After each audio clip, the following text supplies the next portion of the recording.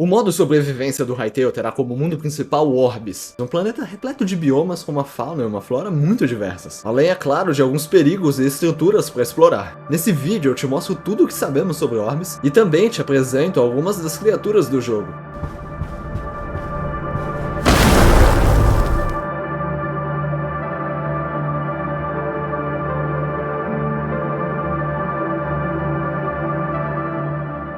A geração do mundo de Orbis é feita de forma procedural, o que significa dizer que cada mundo vai ser único com uma nova formação. Essa arte conceitual aí do fundo, que provavelmente você já viu muitas vezes, mostra o conjunto de biomas dentro de zonas. A nossa jornada não é linear, então a gente pode nascer em qualquer uma das zonas e a dificuldade vai escalando conforme a gente joga. A zona 1 é formada por biomas mais tranquilos, por assim dizer. Temos planícies, florestas, lagos, morros, pântanos, ravinas e, assim como outras zonas, um conjunto de cavernas.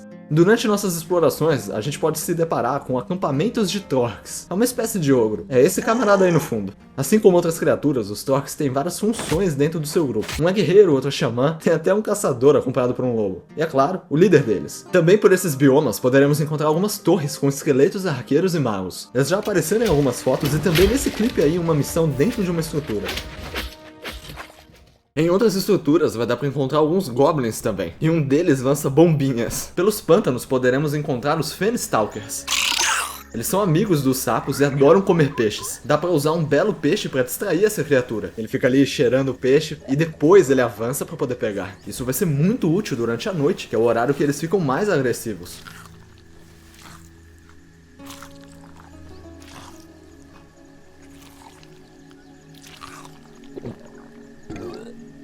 Também vai valer a pena ter uma tocha no inventário para iluminar o nosso caminho durante a noite por essas bandas, porque os Fenstalkers não são chegados ao fogo. E eu não posso deixar de falar, essa ambientação aqui da pântano tá incrível. E é claro que nem tudo vai ser hostil. Dentro das florestas a gente pode encontrar as vilas dos Quebecs. Eles têm uma interação com os jogadores e tem diferentes tipos que representam uma fase da vida deles. Como você pode notar aí nesse clipe, eles são uma espécie de árvore. Eles começam com um brotinho pequenininho e aí conforme eles vão envelhecendo eles ficam mais lentos até ficarem totalmente imóveis. Eles soltam alguma espécie de energia e ficam mais parecidos com uma árvore. Nesse estado o nome deles é Tree Singer. E o interessante é que a semente dessas árvores mais velhas vão dar origem a outros brotos de pequenos Quebeczinhos que vão aprender as coisas com os mais velhos, e aí todo o ciclo recomeça. Os biomas da Zona 1 ainda tem ursos, sapos, patos, corujas, desde um pequeno ratinho caminhando pelas cavernas, até um pombo voando pelo céu. Voando agora para a Zona 2, temos biomas mais quentes e áridos, como as savanas, os desertos, os canyons e até os oásis. Essa zona é o lar dos Skarax, são grandes ninhos. Essa é uma criatura hostil e muito inteligente, e você já conheceu no meu primeiro vídeo do Hytale. Se você não viu, o link tá no card, depois desse vídeo aqui você assiste lá, hein. Alguns Skarax são guerreiros, outros carregam outros Skarax nas costas, tem até esse bizarro que sai da parede. Algo curioso é que na arte conceitual da reformulação do visual dos ninhos, é possível ver um jogador do lado do Skarak. Isso é muito interessante porque pode estar demonstrando um outro tipo de interação com essas criaturas, além do lado hostil. Só o tempo vai esclarecer isso. Ainda assim, deu pra notar também um lado cruel dos Skaraks. Tem essa outra arte conceitual que mostra alguns deles com uma perna de um jogador. A barra é pesada. Saindo dos ninhos, nessas outras fotos, dá pra ver alguns tigres dente de sabre, antílopes, hienas, camelos e até um cacto mímico. Ele é um cacto, mas também é uma criatura e fica se disfarçando de cacto criatura, cacto criatura.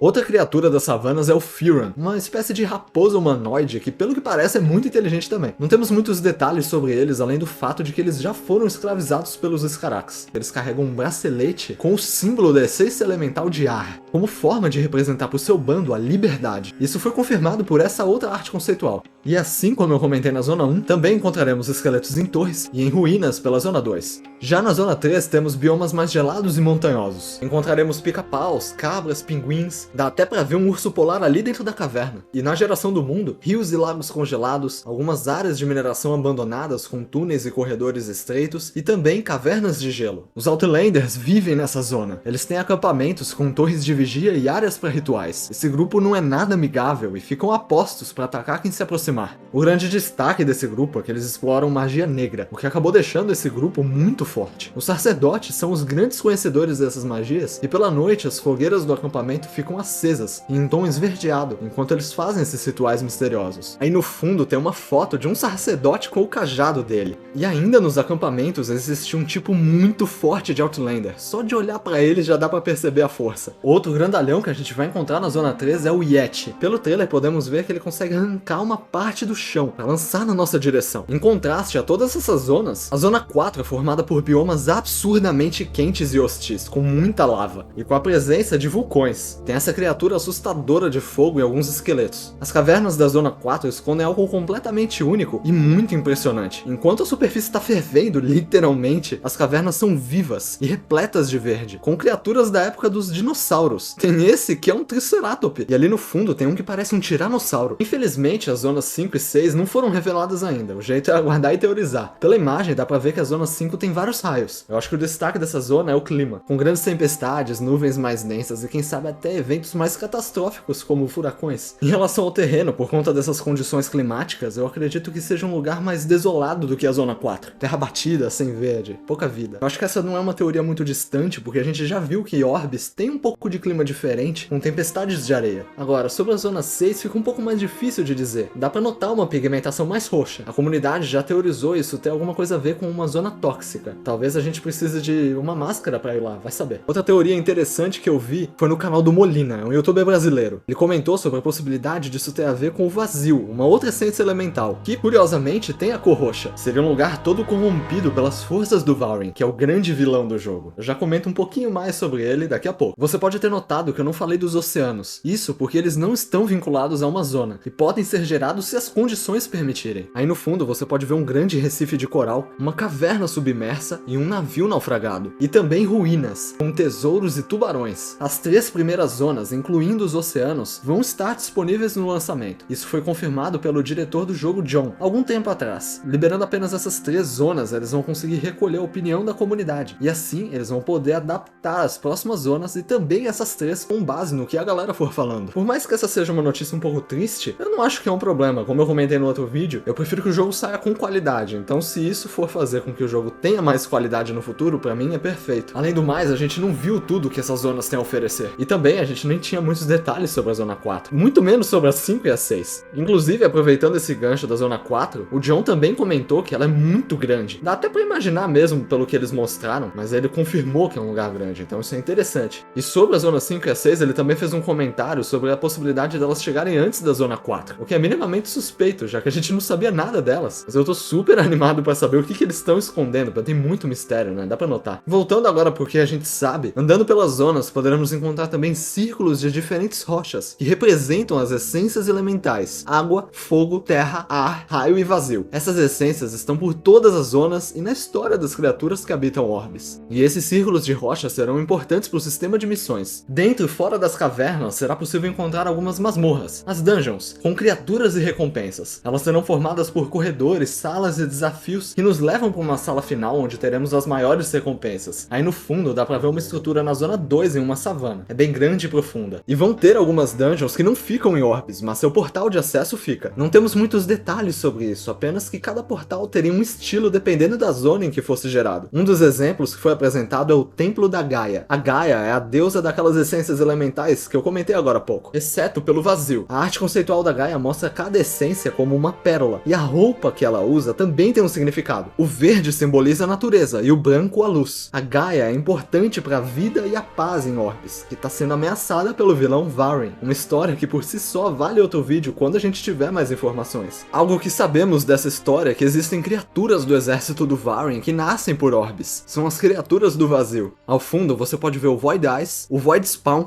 o Void Golem e o Void Dragon que aparece no final do trailer de anúncio do jogo. Existem também outras criaturas normais que eu não cheguei a mostrar antes, como Mosshorn, patos, morcegos, esse morto-vivo que não tem nome, mas é bizarro, os crawlers, aranhas, cobras, gatos, cachorros, caranguejos, tatus, enfim, tem muitas criaturas. Fica aí pro futuro um outro vídeo falando sobre isso. Tem até uma curiosidade muito interessante que eles comentaram em 2019, que existem mais de 3.700 peças de construção que são usadas para a geração de orbes, desde as árvores até as construções como as ruínas. apenas. Esse número com certeza é bem maior hoje, inclusive porque quase toda a Orbis foi reimaginada para ter mais profundidade e complexidade, como a gente conseguiu ver com os Scaraks. É claro que algumas coisas que eu mostrei aqui podem sair um pouco diferentes no lançamento do jogo, mas a base ainda vai ser a mesma. Agora eu quero saber de você, o que achou de Orbis? Onde você vai construir a sua base? Qual é a sua teoria para as zonas 5 e 6? Comenta aí que eu vou ler tudinho. Se você gostou desse vídeo, deixa o like e compartilhe, e se não for um inscrito, clica aí para se inscrever. E até a próxima. Tchau!